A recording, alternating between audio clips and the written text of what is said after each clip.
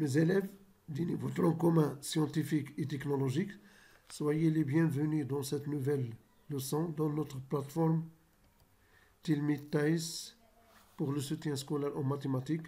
Bien sûr, la leçon a pour titre Géométrie dans l'espace, parallélisme et orthogonalité. Il sera présenté par notre professeur Inaji Ahmed. Bon, géométrie dans l'espace court. Règle 1. Par 2 points distincts dans l'espace, il passe une unique droite. La règle 2. Par 3 points ABC non alignés, passe un seul plan, on le note ABC. La règle 3. Conséquence. Un plan peut être aussi déterminé par une droite extérieure du plan, par deux droites séquentes, par 3 points non alignés, par deux droites distinctes et parallèles, strictement parallèles. Alors, définition. Deux droites incluses dans un même plan sont des coplanaires. Deux droites de l'espace soit coplanaires, soit non coplanaires. D et D' sont coplanaires, donc c'est-à-dire qu'ils sont dans le même plan. Ils peuvent être séquentes comme vous voyez, ils peuvent être parallèles, ils peuvent être confondus, ils peuvent être non coplanaires, c'est-à-dire ne sont pas dans le même plan. Alors, on va donner un exemple. On considère un tétraèdre ABCD. Voilà, vous savez que la droite AB est incluse dans le plan ABC, A appartient, B appartient. AC, il est inclus aussi dans le plan ABC, donc AB et AC sont coplanaires. Par contre, AB, il est inclus dans ABC, DC, il n'est pas inclus dans ABC car D n'appartient pas, donc il est inclus dans le plan ADC, donc AB et DC ne sont pas parallèles. On peut utiliser le raisonnement par absurde. Supposons que les droites AB et DC sont coplanaires, c'est-à-dire que les points ABCD sont coplanaires, ce qui est absurde car ABCD est un tétraèdre. Donc AB et DC ne sont pas coplanaires. À vous de prouver, chers élèves, que BC et AD ne sont pas coplanaires. Bon, pour les positions relatives d'une droite et d'un plan. Alors, D est strictement parallèle à un plan. D, il est inclus dans le plan. D, ils peuvent être séquentes à un plan. Ils le coupent en un seul point. Alors, une droite est parallèle à un plan si seulement il est parallèle à une droite de plan, comme vous voyez dans la figure. Donc, D parallèle au plan P, si D parallèle à delta, delta qui est inclus dans le plan P. Voilà, on va faire un exercice. Toujours on considère un tétraèdre et les points MN tels que un milieu de AB et un milieu de AC. On veut montrer que MN parallèle au plan ABC. Alors MN, dans le triangle ABC, on a un milieu, donc MN parallèle à BC, puisque BC, il est inclus dans le plan DBC, donc MN est parallèle à BCD. Voilà.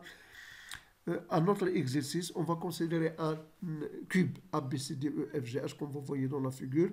Bon, on va montrer qu'OH parallèle au plan BDC. Regardez OH parallèle à FG, FG parallèle à BC et BC il est inclus dans ce plan parce qu'ils sont confondus avec les plans ADB et DBC. Donc ce qui veut dire que OH est parallèle à BDC. C'est à vous de montrer que FG est parallèle à ADB. Bon, pour les positions relatives de deux plans, ils peuvent être parallèles, comme vous voyez. Ils peuvent être confondus. Voilà, ils sont parallèles, confondus. Ou bien ils sont séquentes en une droite. Ils sont séquentes selon une droite. Voilà. Deux plans, quand est-ce qu'ils sont parallèles? C'est seulement aussi deux droites séquentes de l'un sont respectivement parallèles à deux droites séquentes de l'autre. Deux droites de l'un, vous voyez, deux droites de l'un sont séquentes et sont strictement parallèles à deux droites séquentes dans notre plan. Donc P et Q sont parallèles. Bon, si un P1 contient deux droites D1 et D2 comme vous voyez, et parallèle à un plan P2, alors les deux plans ne sont pas parallèles. Bon, on va considérer un tétraèdre et les points MNP, les milieux respectifs de AB, de AN, de AC. Alors, de AD plutôt. On va montrer que ces deux plans sont parallèles. Donc, c'est la même chose. Dans le triangle ABCD, on a M et N milieux respectifs de ABAC. Donc, MN parallèle à BC.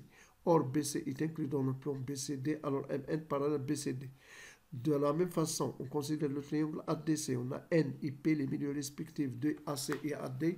Donc, NP parallèle à DC. Or, DC est inclus dans le plan BCD, donc NP parallèle à BCD. Regardez que MN et NP sont 50 au point N. En d'autres termes, les droites MN sont 50.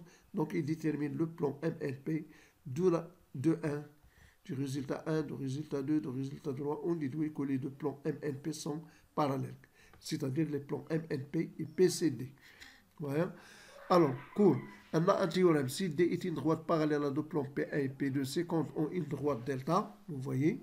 Et alors D et delta sont parallèles. D et delta, ils sont parallèles. Regardez D envers D delta envers, ils sont parallèles.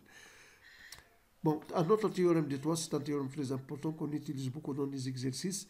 C'est lorsque D1 et D2 sont deux droites parallèles. Regardez, D1 et D2 sont deux droites parallèles. D1 est inclus dans le plan P1, D2 est inclus dans P2, et P1 inter P2, c'est la droite D delta. Alors, D delta, ça sera parallèle à D1 et aussi parallèle à D2. On va considérer une pyramide de base au parallélogramme ABCD. On veut déterminer l'intersection des plans SAB et SDC. On sait déterminer l'intersection des plans SAC et SBT. On va montrer que la droite AB parallèle au plan SDC, AD parallèle au plan SBC. Allons-y. Vous voyez la figure, c'est une pyramide qui a une base, un parallélogramme. Donc vous voyez que le plan SAB et SDC, voilà, et ils ont un point commun S.